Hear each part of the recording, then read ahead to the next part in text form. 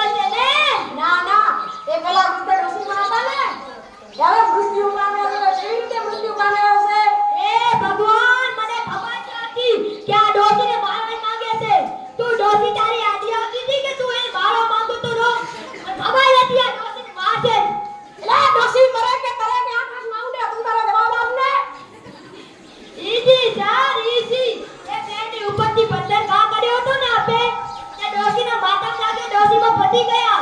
વાહ very good mister કરણ. હવે તમે જઈ શકો છો મારા જવાબની બહાર રાહ જુઓ. My proposal. Okay you can go.